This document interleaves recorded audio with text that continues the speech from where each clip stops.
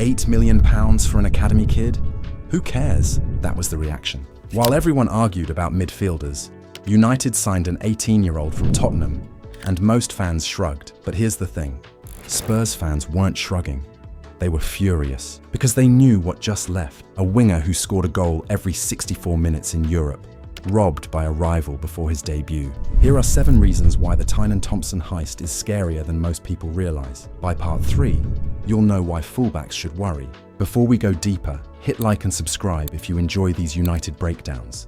It really helps the channel reach more United fans. Part 1. The robbery. Let's start with what Tottenham just lost, because they knew exactly what they had. Tynan Thompson wasn't some kid buried in the academy.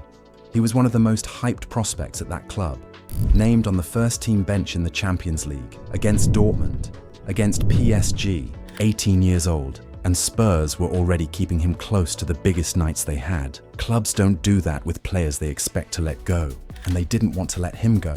The move happened for the most human reason. Thompson lost his father last year, and his family wanted a fresh start away from London. Manchester gave them that, and United could offer the pathway Spurs couldn't. That's the door that opened, and we'll leave it there with respect. But look at how Tottenham behaved once the deal became real. They took £8 million.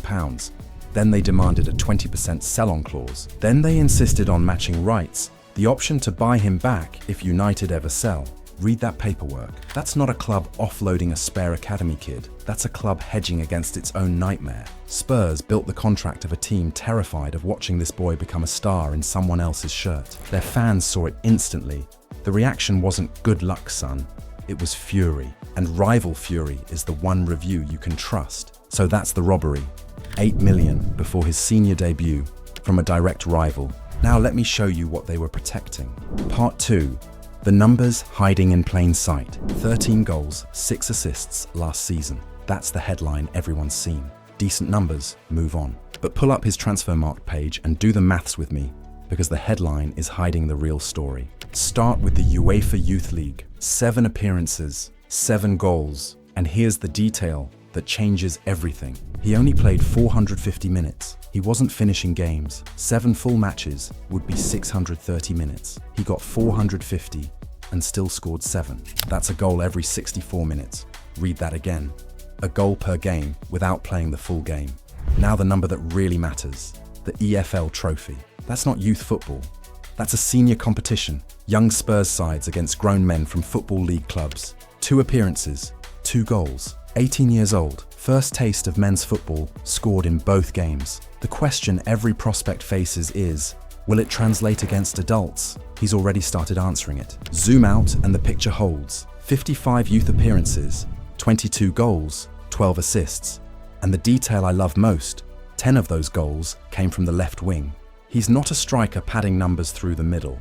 He's a wide player walking in with a striker's return. This is why Spurs wrote that panicked contract. The output isn't hype, it's arithmetic, sitting in public on his Transfermarkt page for anyone who looks.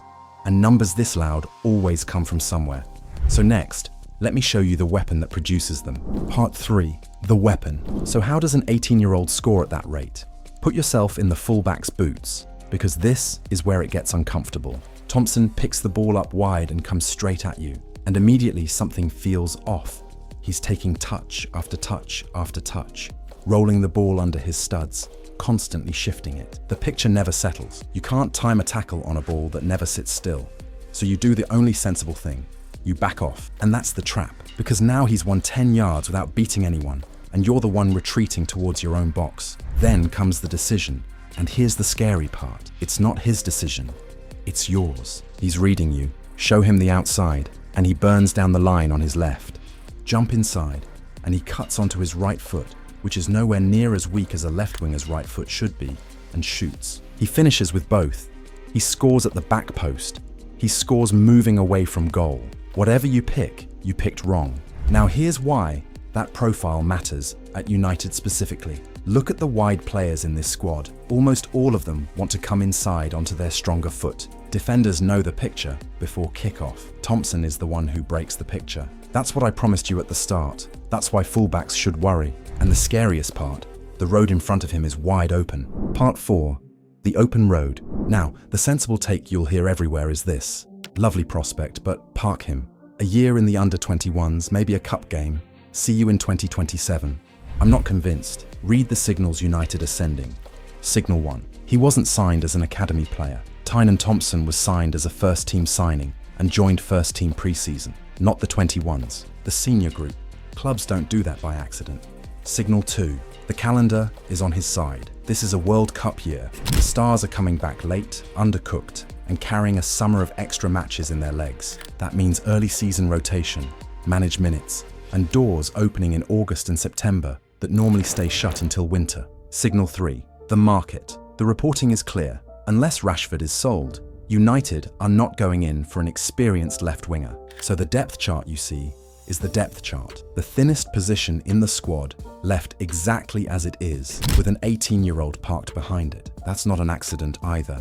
That's a pathway. And we have seen this exact movie. Aiden Heaven arrived as a low-fee teenager. Everyone said needed a year in the 21s. He was in the first team almost immediately.